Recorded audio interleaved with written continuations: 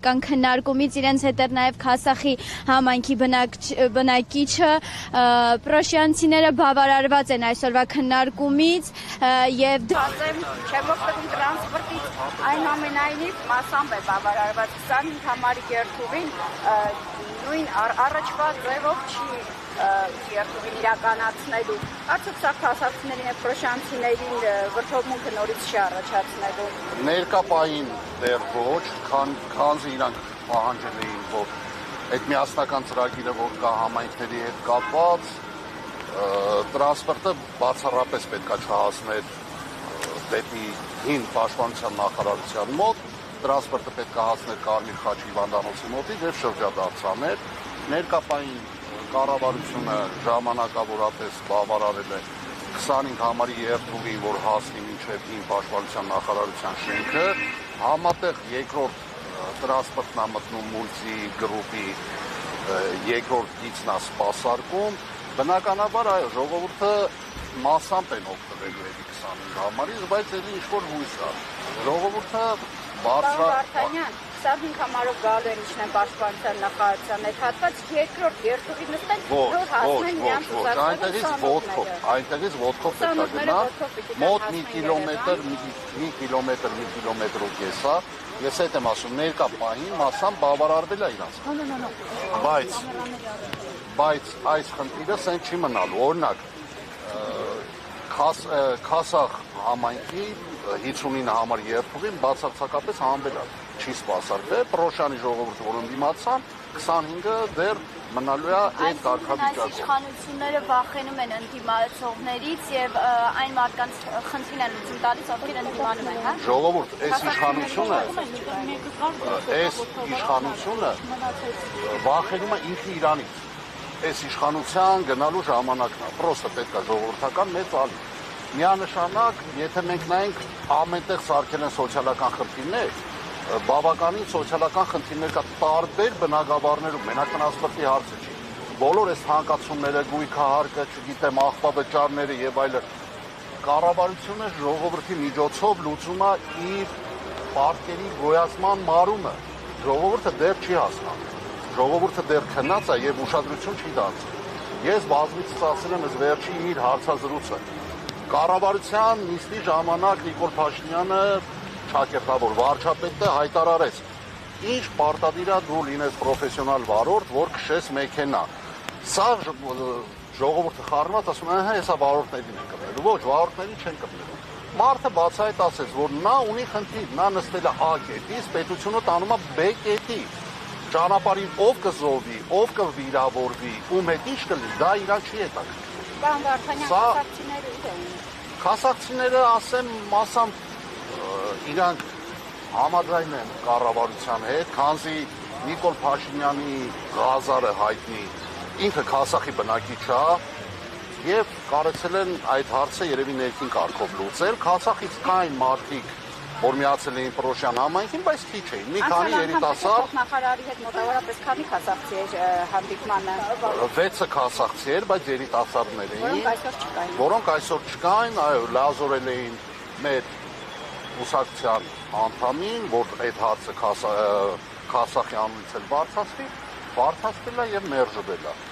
Հարգելիներս, մենք պետք է հասկանանք, այս կառավարությունը ի վիճակի չի ոչ մի հարց լուծելու։ Այս կառավարությունը լուծում է մենակ իրաց տերերից ստացած խնդիրները, որը որ կատարում է հայ ժողովրդի հետ։ Արցախցիքին սոցիալական խնդիրներով ընտեղ են հանել։ Հայ ժողովուրդ, ես եմ ասում հայ եւ Արցախ, էլի, որովհետեւ իրանց մոտ է տարանջատումը դրած է, բայց մենք մի ժողովուրդ ենք։ Արցախցիքի խնդիրները ընտեղ չեն լուծում։ Երկրորդը մեր այս հասարակության խնդիրները, խնդիրները ընտեղ ոչ մեկ չի լուծում։ Լուծում են մենակ որը որ իրանց պետք է հարկահավաքություն անեն, հարստահարեն հայ քաղաքացուն։ Անում են, ստորացնեն հայ քաղաքացուն, անում են, իրանց մոտ դա ստացվում։ Քասախցիները մեծ ալիք կբարձրացնեն այսօր մերժվելուց հետո։ Ինչի թվում որ քասախցիները, այո, 59 համար երթուղին մտնում էր Քասախ յուղ, ինչի թվում որ իրանք մեծ աղմուկ կբարձրացնեն կամ կընդդիմանան, որովհետև իրանք համակերպվել էին։ Այսինքն 200 դրամով են երթևեկելու մինչև ֆիզիկային 200 դրամով, այո, նայեք ոնց է ալնում, մենք կուսակցությունում հաշվարկենք արեք, հանձի մեր ակտիվը, որ դիմեց մեզ, որ սենց խնդրի առաջ ենք բախվում,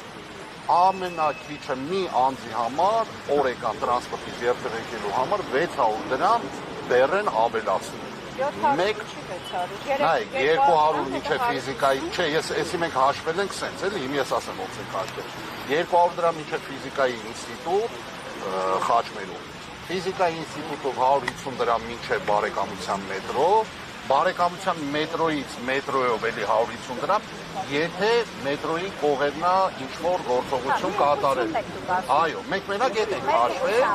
այո, 600 դրամ, պատկերացրեք։ 600 դրամ, այսինքն օրեկան հասարակություն պիտի գա հասնի Երևան, հետագայում Բայց նրանք ֆինանսապես ի վիճակի են։ Ոչ, նրանք դեռ տակ են, չեն հասնում ինչա կատարում։ Նա վերևում ինչպես պարզաբանեցին այս միակողմանի լուծումը, որը պահպանեցին պրոշյանցիներին, մերժեցին քասախցիներին, ինչպես պարզաբանեցին։ Պրոշյան համայնքը ընդդիմացավ, Պրոշյան համայնքը Քասախցիներից էլ կային ընդդիմացողներ։ 10 հոգի մարդա դուրս եկե, մենք առաջի օրվանից քասախցիկի կողը կանգնած, քասախցիկի հետ այս խնդիրը լուծում էինք, կներեք Պրոշյանցիկի հետ կանգնած այս հարցը լուծում էինք։ Հասարակցի համաձայնա կառավարության որոշումը։ Դե ինձ թվում է համաձայնա, որովհետև իրանք ոչ ձեն հանեցին, ոչ ըմբոստացան, ոչ իրանց հարցը առաջ քաշեցին, մի քանի երիտասարդեր, որոնց ձենը լսելի չեղավ։ Հնարավոր է վաղը պրոշյանցիների օրինակին հետևի հասարակցին։